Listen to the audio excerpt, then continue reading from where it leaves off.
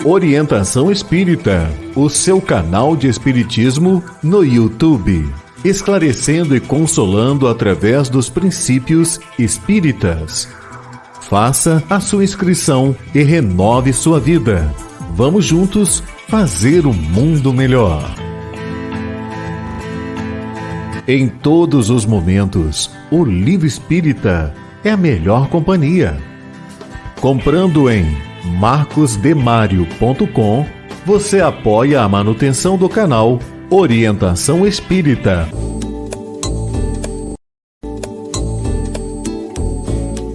No canal Orientação Espírita, você encontra variada programação, pensada e feita para você. Acompanhe os nossos programas no YouTube. Um olhar para o futuro na construção da Era do Espírito.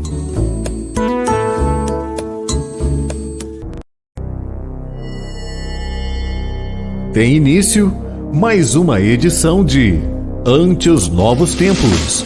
Um olhar voltado para a humanidade, através das revelações dos Espíritos, na mensagem consoladora e esclarecedora do Espiritismo. Fique agora na companhia de Marcos Demário.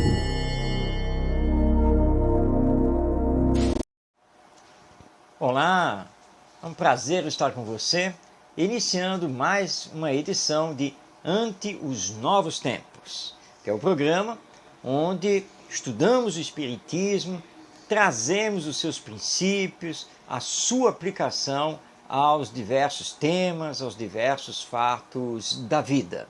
Ante os Novos Tempos é um programa dinâmico. A primeira parte dele é feita por você, que é o Perguntando e Aprendendo, onde nós respondemos perguntas que nos são enviadas por você e demais telespectadores.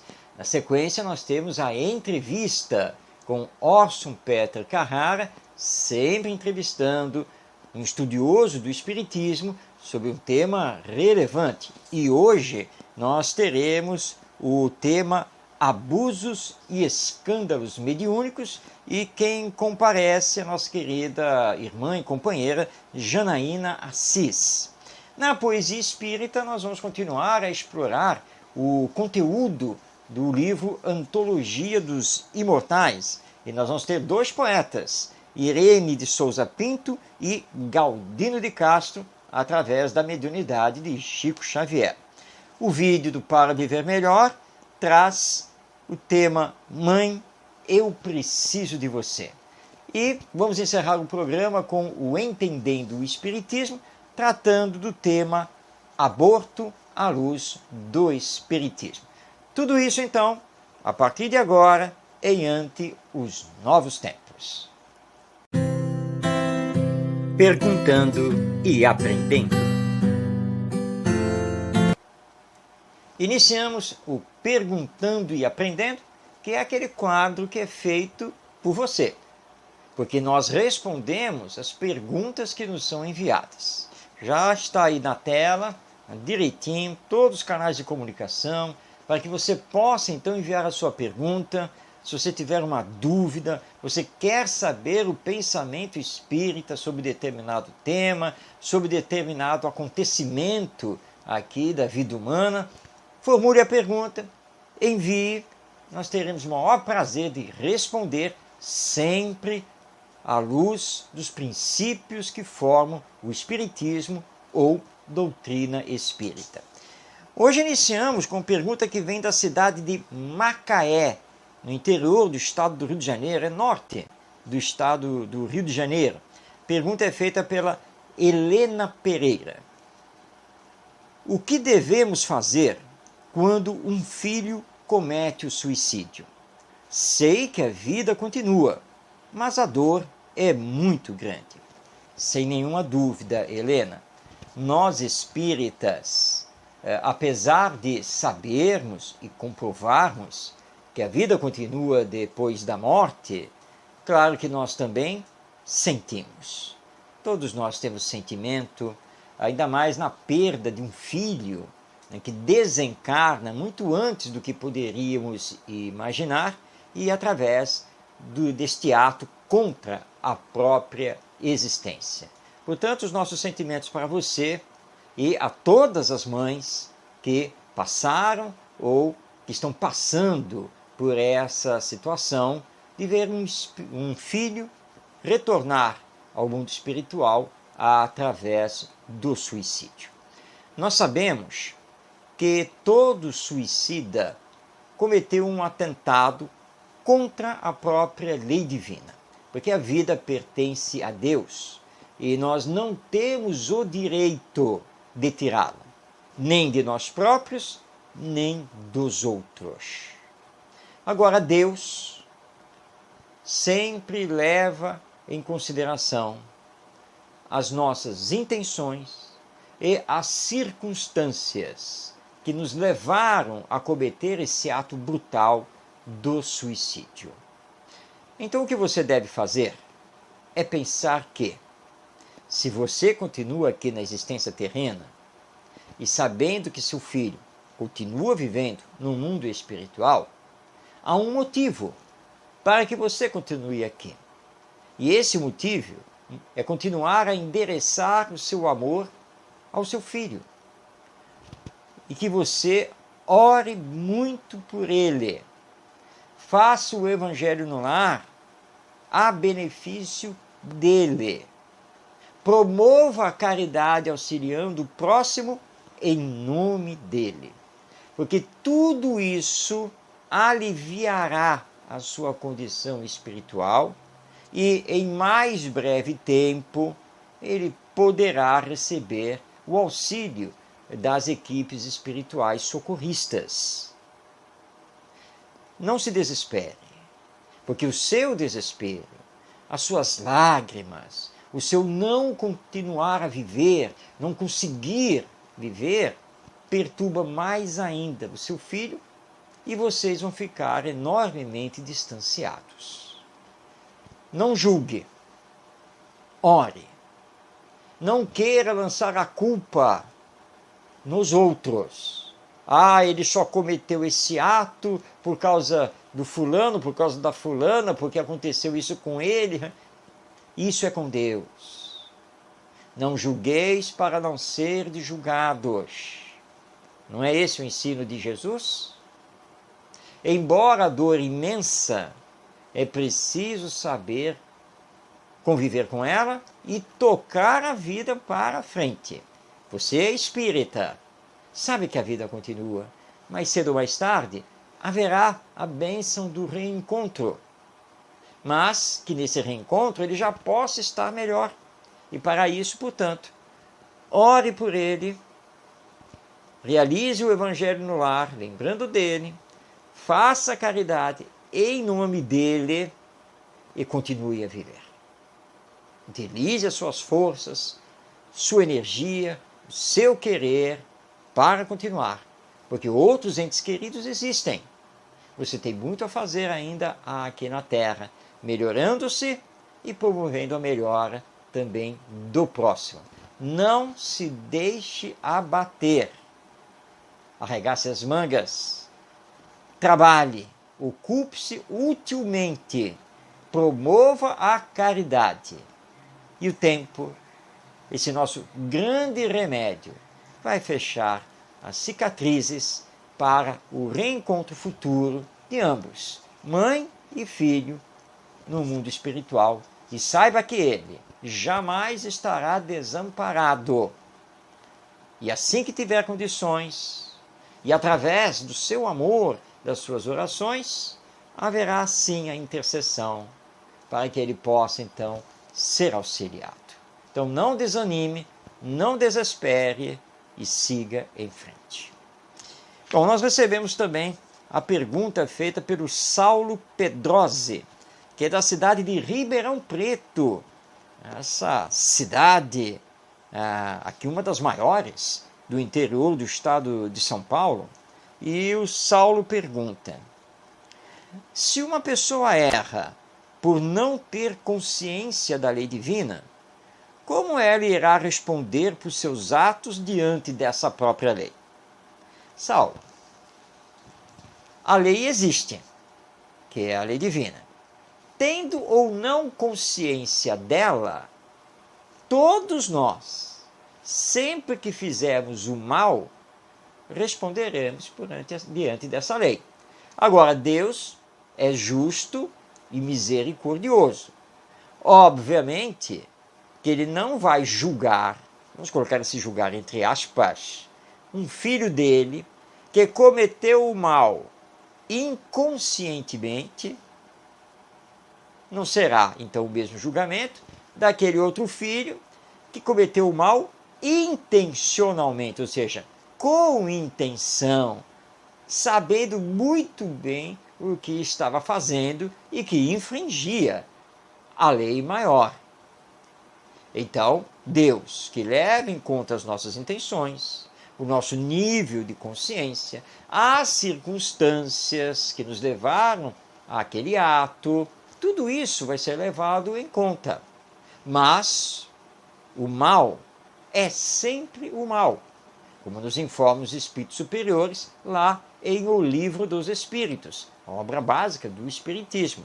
Portanto, sempre haveremos de responder, mas cada um responderá de acordo com o seu grau evolutivo, de acordo com a sua consciência moral e espiritual. Mas não adianta fazermos jogo de palavras. Não, foi um mal, mas eu não sabia que era um mal, porque eu não tinha consciência disso. Não importa isso para Deus. Você cometeu o mal e, portanto, vai ter que responder pelas consequências disso, vai ter que entrar pelo arrependimento e pela reparação, ao fazer justamente a tomada de consciência. Mas Deus sabe que você realmente não era consciente do mal que estava fazendo e que, na verdade, você não queria fazer o mal. Você até pensava que estava agindo bem a favor do outro. Deus sabe disso, como sabe daquele que, na verdade, planejou, tinha plena consciência e fez o mal porque queria fazer realmente. Deus sabe, mas ambos vão responder pelo mal que cometeram, cada um no seu grau maior ou menor de consciência. Porque a lei divina é igual para todos, mas o funcionamento dela é justo, é misericordioso, porque a misericórdia faz parte também da lei divina. Então é assim que funciona. Bom, nós recebemos agora a pergunta da Sônia Santos, que é da cidade de Vila Velha, no estado do Espírito Santo. Vila Velha fica ali, né, ao lado, basicamente, de Vitória. Basta você pegar a ponte e você já está lá em Vila Velha. Bom, a Sônia Santos pergunta: vários entes queridos já desencarnaram e sempre volto meus bons pensamentos a eles. Será que isso tem alguma influência? Tem sim, Sônia. E influência muito boa, influência muito positiva. Claro que nós não sabemos como os nossos diversos entes queridos que já desencarnaram se encontram no mundo espiritual. Não sabemos se estão felizes, se estão numa condição mediana, se estão em sofrimento, enfim. Normalmente nós não temos ideia do estado espiritual deles. Mas isso, na verdade, pouco importa. O que importa é orarmos por todos eles. O que importa é lembrarmos das coisas boas que eles realizaram aqui na Terra. Da boa convivência que tivemos com eles, os momentos felizes, se foi o caso. É isso que importa. E se o espírito está em sofrimento ou está em felicidade, ele vai receber os nossos pensamentos, as nossas preces, nossas orações. E terá muito prazer com as nossas boas lembranças dele. Então, Sônia, continue a lembrar dos seus entes queridos já desencarnados, mas com as boas lembranças deles. E continue a orar por eles.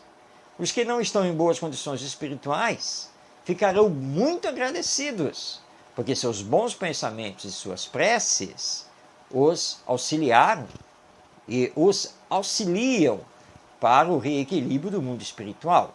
Seus entes queridos que já estão felizes, estão numa ordem espiritual superior, também ficarão muito agradecidos a você pela lembrança carinhosa, fraterna, amorosa, e poderão também lhe proteger, poderão atuar junto a você para a sua felicidade.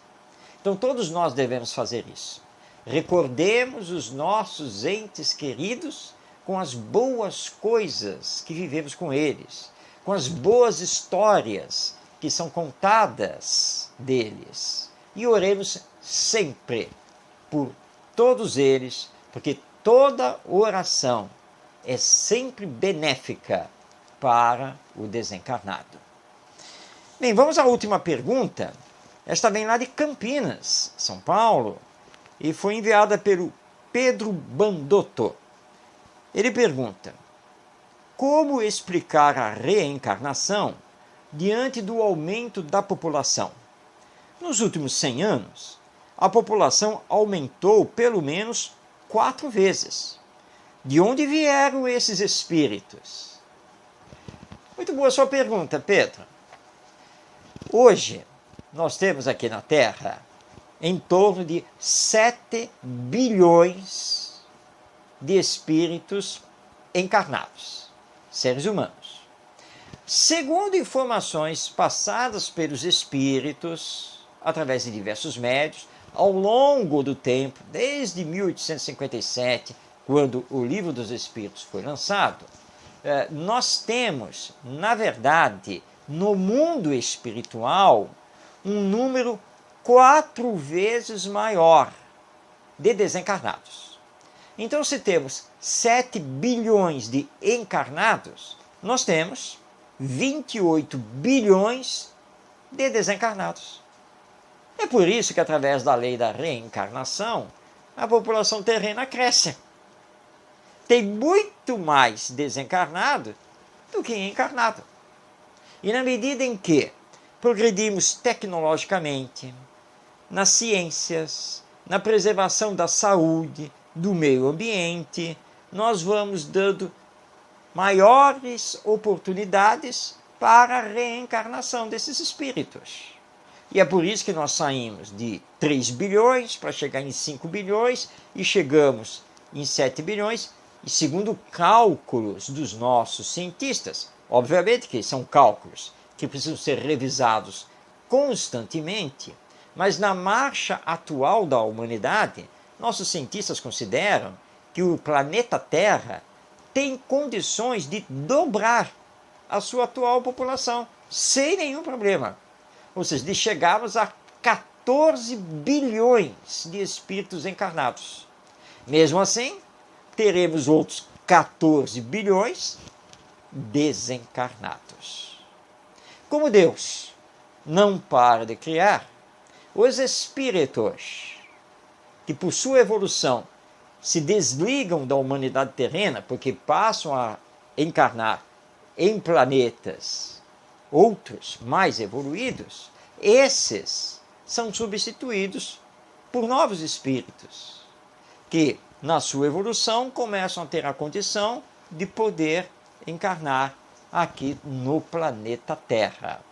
E não nos preocupemos em que vamos ter uma população da qual vai chegar um dia que não poderemos mais dar conta. Tudo é regido pela lei divina, e a lei divina é perfeita.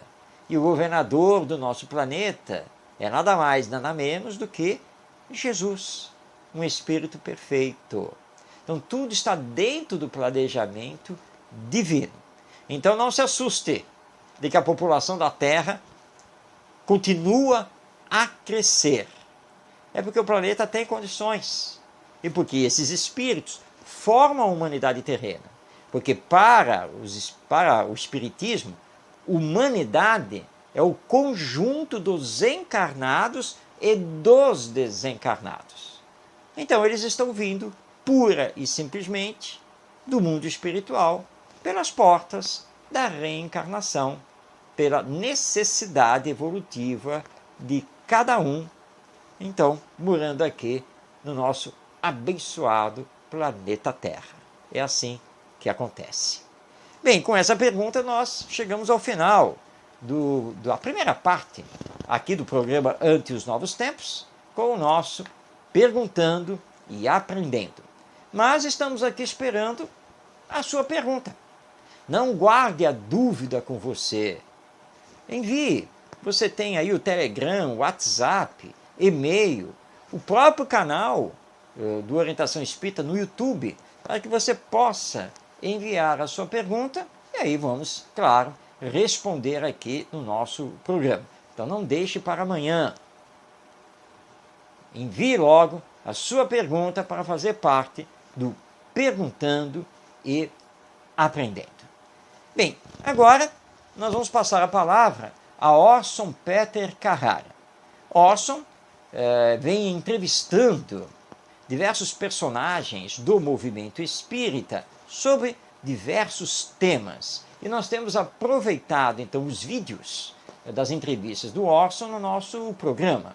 E nós temos, então, editado os vídeos, ele mesmo tem feito essa providência, para que nós tenhamos vídeos de 10 a, no máximo, 12 minutos de uma entrevista de um tema bastante relevante. Hoje, Orson Peter Carrara entrevista Janaína Assis, que é do interior do estado de São Paulo, ela que é palestrante, estudiosa do Espiritismo, e ela conversa com Orson sobre abusos e escândalos mediúnicos. Vamos então rodar o vídeo, porque está na hora da nossa entrevista.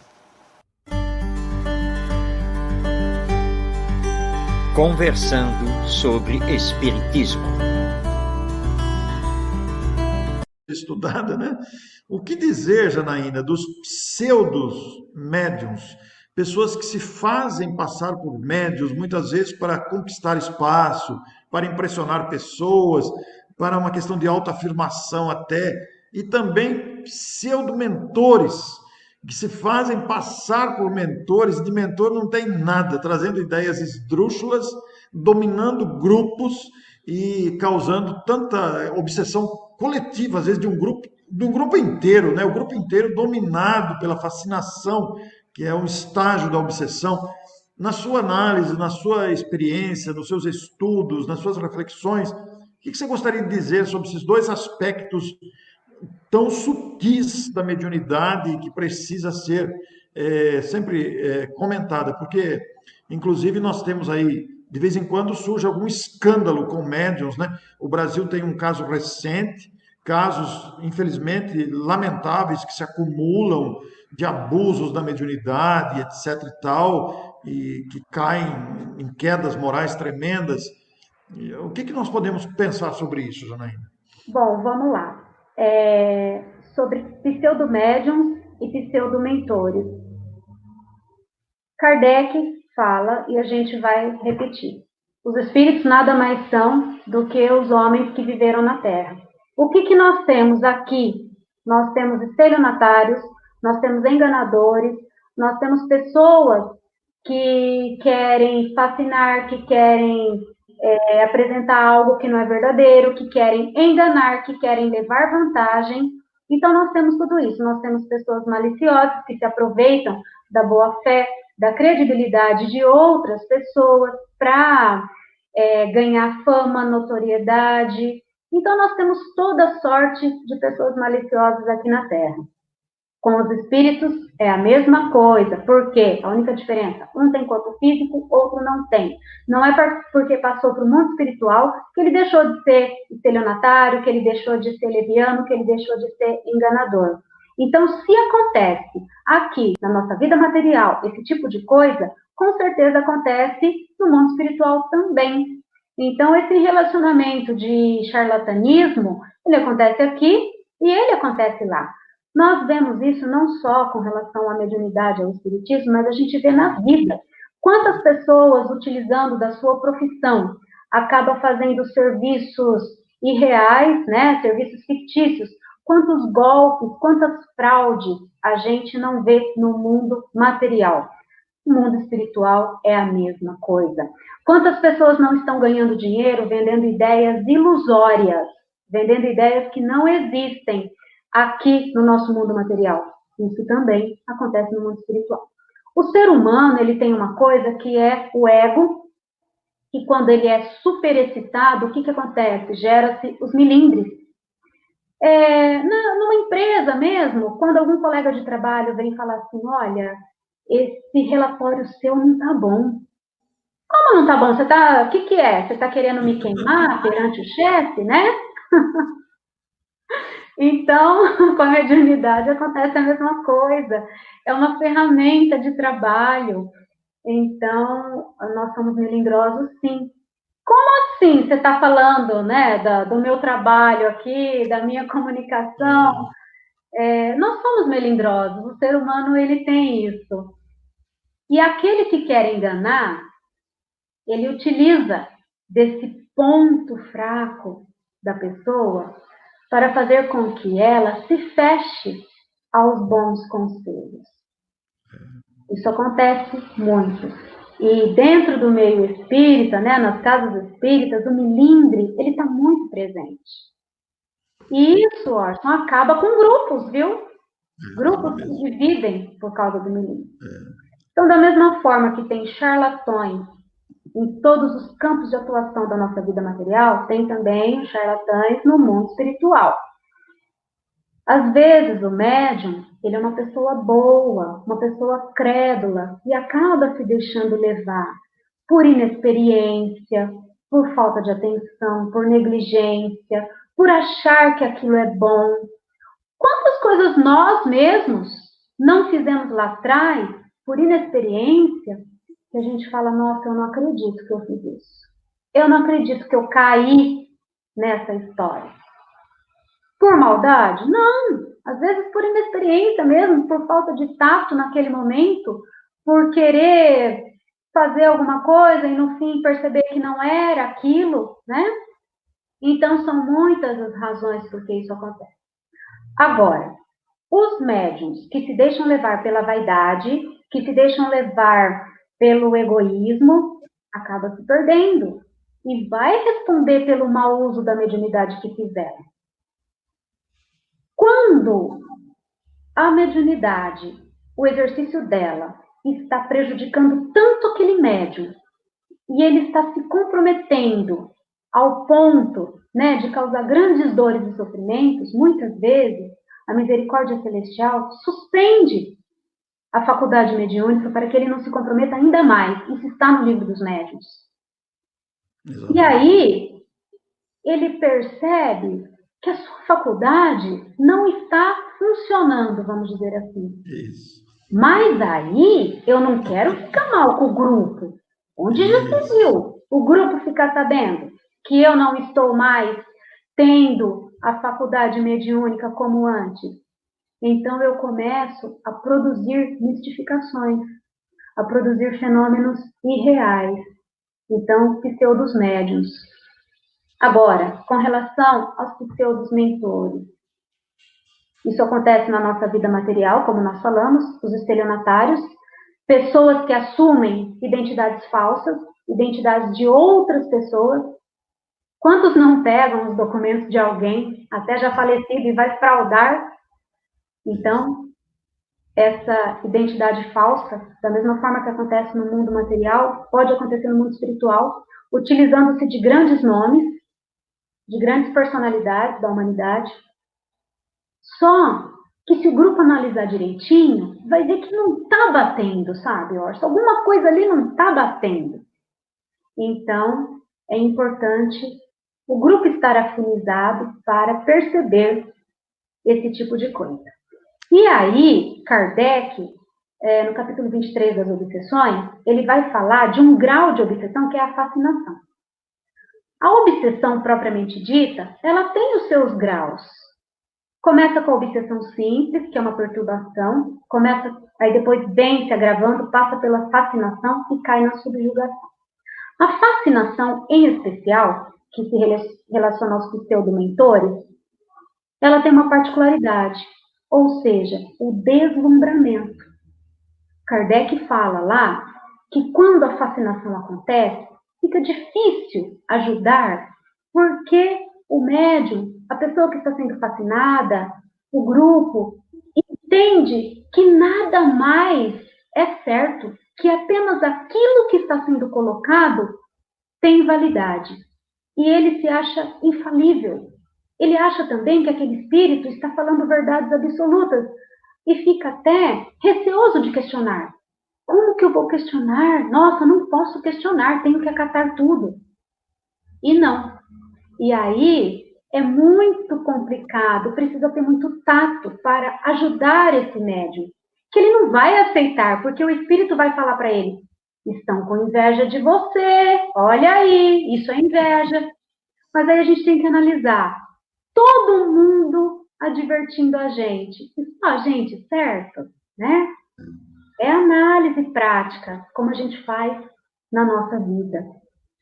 Então, a fascinação ela é difícil por isso, porque existe uma atmosfera de infalibilidade.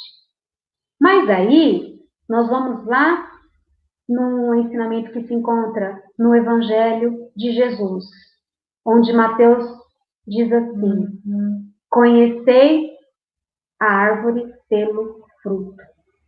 Conhecereis a árvore pelo fruto. Qual é o fruto? Qual é a mensagem? Qual é o conteúdo?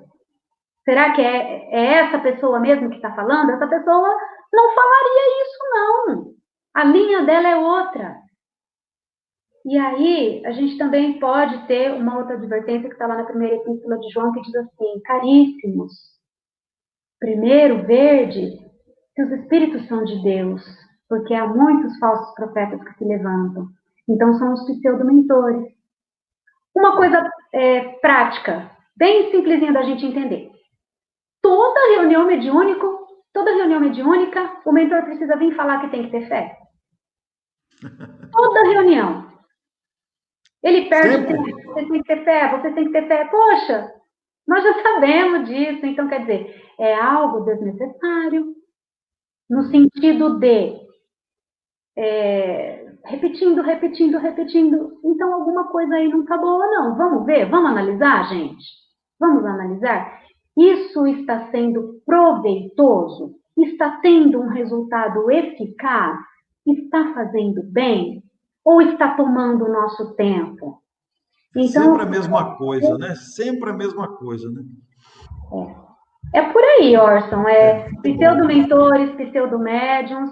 É sempre a análise disso, viu? É a análise do conteúdo. Muito bem. Tivemos, então, a entrevista, o nosso Conversando sobre o Espiritismo, onde o nosso Orson Peter Carrara trouxe hoje Janaína Assis, que veio trazer elucidações sobre essa questão dos abusos e escândalos no campo da mediunidade.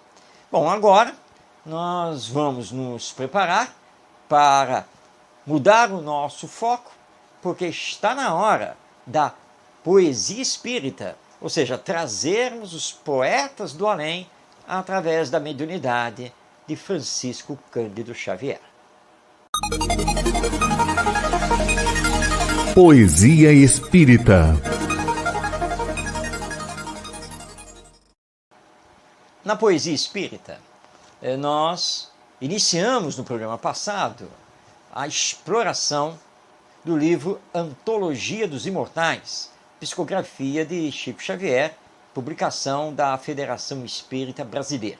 Antologia dos Imortais traz poetas já desencarnados, brasileiros, mas também portugueses, que desencarnaram em épocas diferentes, pertenceram a escolas literárias diferentes e vieram trazer então suas poesias através do Chico Xavier. Hoje nós teremos dois poetas. O primeiro a comparecer, na verdade, é ela, que é a poetisa Irene Ferreira de Souza Pinto. Na sequência, nós teremos o poeta Galdino Pereira de Castro, ou simplesmente Galdino de Castro. Cada um vai nos trazer uma poesia. Vamos conhecer um pouquinho da nossa Irene de Souza Pinto. Ela nasceu na cidade de Amparo, no estado de São Paulo, em 8 de abril de 1887 e veio a desencarnar na cidade do Rio de Janeiro em 21 de maio de 1944. Ela foi considerada uma poetisa de fino talento e bela inspiração. Ela escreveu para a revista feminina, o Correio Paulistano, também para a revista Feira Literária, e chegou a ser romancista. E retornou então através do Chico Xavier e vai nos brindar com a poesia natal. Grande bolo à mesa, a árvore linda em festa, o brilho da noite empresta regozijo ao coração. É como se a natureza trouxesse Belém de novo, para os júbilos do povo em doce fulguração. Tudo é bênção que se enflora, de envolta na melodia da luminosa alegria que te beija e segue além. Mas se reparas, lá fora, o quadro que tumultua, verás quem passa na rua sem ânimo e sem ninguém. Contemplarás pequeninos de faces agoniadas, pobres mães desesperadas, doentes em chaga e dor, e, ajudando aos peregrinos, da esperança quase morta, talvez enxergues à porta o Mestre pedindo amor. É sim, é Jesus que volta, entre os pedestres sem nome, dando pão a quem tem fome, luz às trevas, roupa aos nus. Anjo dos céus sem escolta, embora a expressão serena, tem nas mãos com que te acena os tristes sinais da cruz. Natal. Reparte o carinho que te envolve a noite santa, veste, alimenta e levanta o companheiro a chorar. E, na glória do caminho, dos teus gestos redentores, recorda por onde fores que o Cristo nasceu sem lar. Eis então o poema Natal de Irene de Souza Pinto, através de Chico Xavier. Vamos agora, então, conhecer o soneto escrito pelo espírito Galdino de Castro, através de Chico Xavier, que está no livro Antologia dos Imortais, e tem o título Obsessor. Misericórdia, irmãos! Em súplica na praça, o condenado à forca estorcega-se e geme. A turba, aos empurrões, enorme nau sem leme, abisma-se no mar da violência devassa. O réu chora, maldiz a sentença e ameaça. O carrasco desdobra espessa corda creme.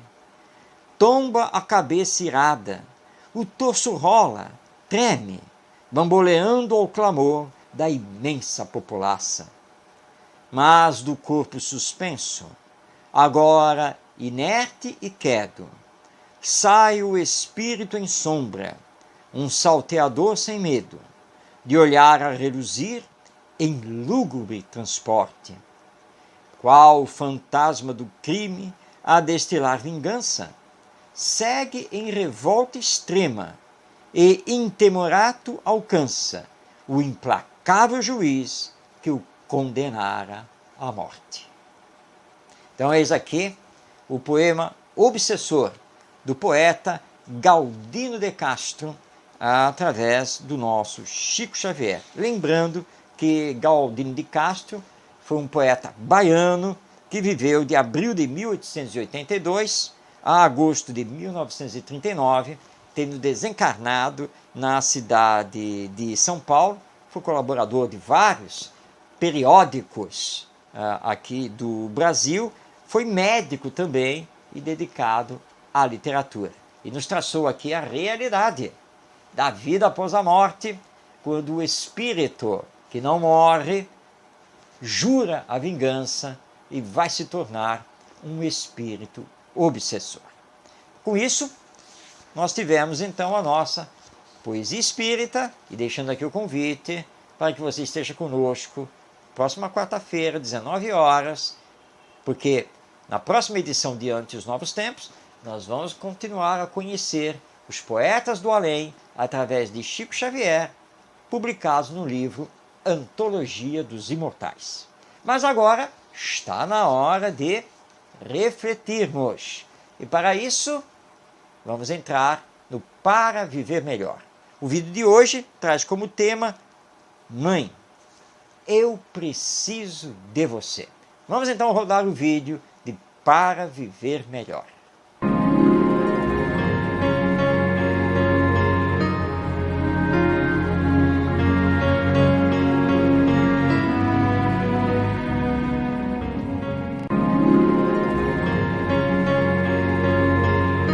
Futura mãe, não importa como você tenha engravidado, se com planejamento ou não, se com amor ou sem ele.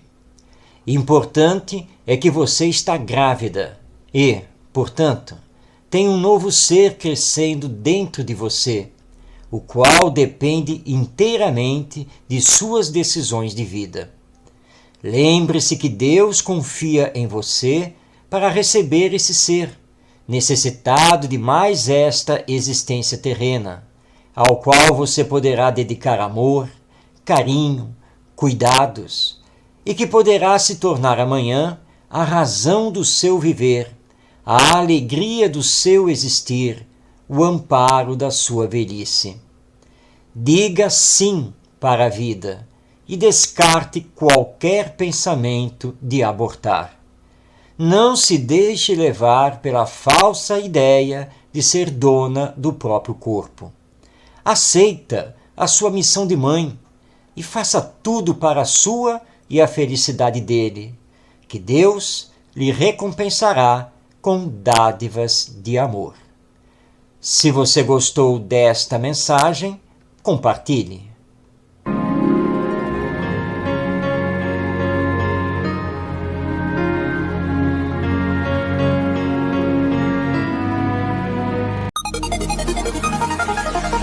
Entendendo com o Espiritismo. Entendendo com o Espiritismo traz hoje um assunto que é da nossa atualidade. Na verdade, é um assunto de sempre e que está gerando muitas discussões. É o aborto. Devemos legalizar o aborto? Não devemos legalizar o aborto? Qual é a visão do Espiritismo a respeito desse tema? Você deve saber que aqui no Brasil, já de há muito tempo, não é de hoje, que nós temos uma vasta discussão, um grande debate sobre o aborto no nosso legislativo.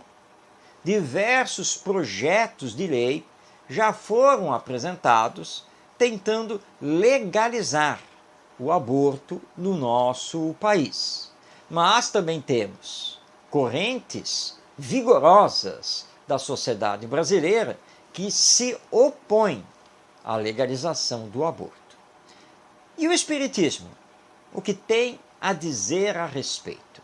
Quais são as considerações da doutrina espírita?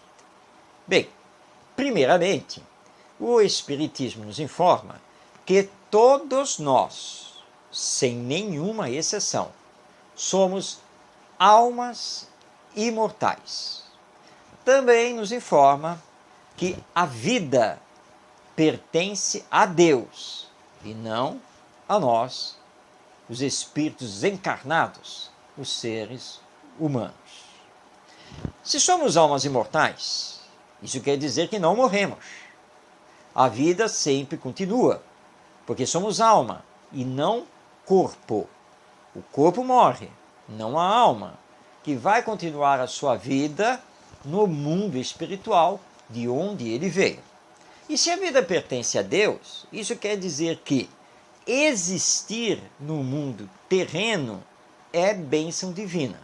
é oportunidade que Deus está dando a cada um dos seus filhos para dar continuidade ao seu progresso intelectual e moral, para realizar novos aprendizados e também reparar o mal que porventura tenha feito em existências passadas.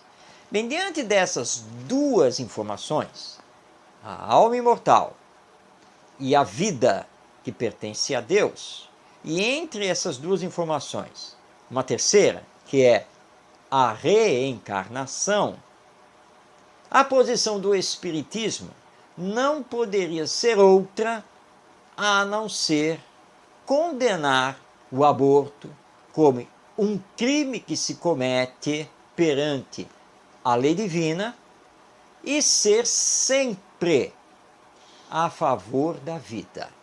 Essa é a posição do Espiritismo. Porque para o Espiritismo, a vida não começa no nascimento da criança. A vida começa na concepção. Porque lá no ato da concepção, o espírito destinado a reencarnar já está ligado à mãe e ao corpo que vai começar a ser gestado. E, na verdade, é o corpo espiritual, que nós chamamos de perispírito, desse espírito que vai modelar o corpo orgânico, que vai nascer, em princípio, 9 meses depois. Portanto, a realização do aborto em qualquer tempo da gestação configura um crime. Porque é não permitir que esse espírito tenha a sua experiência reencarnatória. E normalmente, os que promovem o aborto, sejam os pais, seja a mãe, os médicos, enfim, todos os que estão envolvidos, o fazem dentro de uma indústria do aborto e muitas vezes motivados, uns pelo egoísmo, porque querem simplesmente continuar a viver e não ter que suportar a gravidez e depois cuidar de uma criança. E outros, porque fazem dessa indústria o seu ganha-pão, mas são verdadeiros assassinos e terão todos que responder perante a lei divina. Mas o Espiritismo faz uma exceção, e apenas uma. Porque ao caso da mãe, da gestante, estar em risco de morte, e os médicos têm que tomar uma decisão, quando eles percebem que não vão poder salvar os dois, a mãe e a criança. Diante desse dilema, qual seria o melhor caminho, a melhor decisão? Os espíritos superiores nos informam lá em O Livro dos Espíritos que nesse caso é preferível salvar a mãe. Por quê? Porque a mãe já vive aqui na Terra, já é um espírito reencarnado e que poderá mais à frente novamente engravidar. Ou se não tiver mais a possibilidade de engravidar, poderá adotar uma criança. O espírito que estava na gestação, esse poderá mais à frente novamente fazer um processo reencarnatório e poderá voltar a ser filho dessa mãe ou ser adotado por ela. Enfim, existem os caminhos que Deus propicia aos seus filhos. Então é sempre preferível que a mãe continue viva, porque o espírito que desta vez não pôde encarnar, ele terá a oportunidade da encarnação mais à frente. É a única exceção que o Espiritismo nos dá.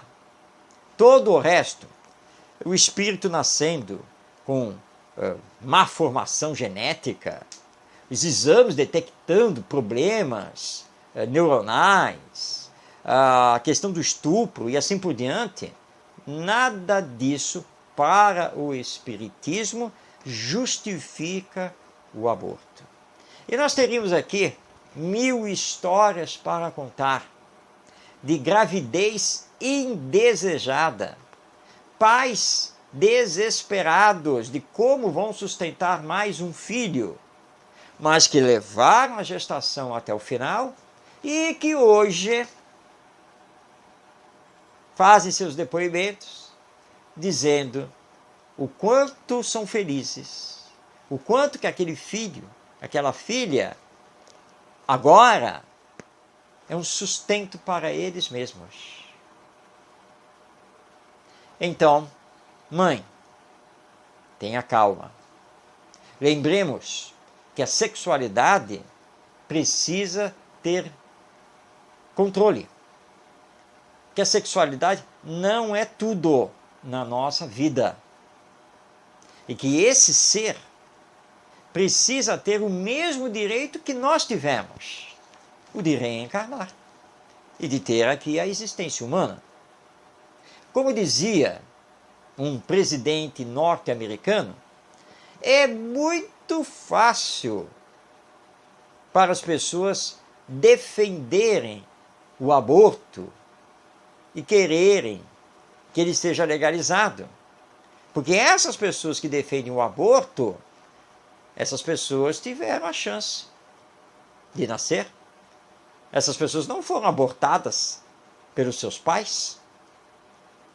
Então é muito fácil a você que vive plenamente querer decidir quem deve nascer e quem não deve nascer. Não é mesmo? E se os nossos pais tivessem decidido pelo aborto, não estaríamos aqui. Então a posição do Espiritismo é muito clara.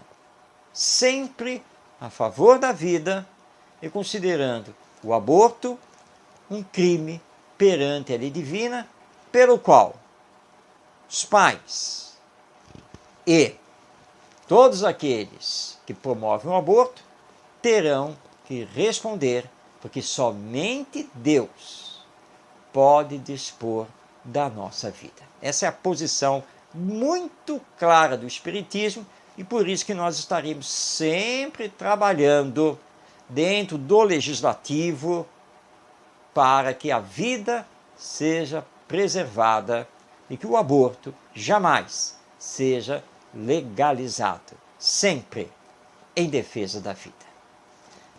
Com isso, chegamos ao final desta edição do nosso programa Ante os Novos Tempos.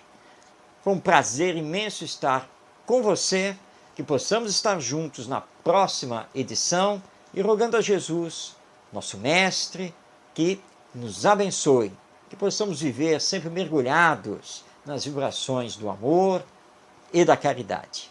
Um grande abraço a você e até o próximo encontro.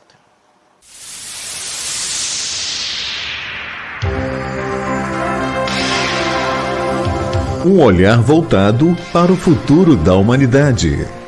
As revelações dos Espíritos. A mensagem consoladora e esclarecedora do Espiritismo. Este é o programa Ante os Novos Tempos.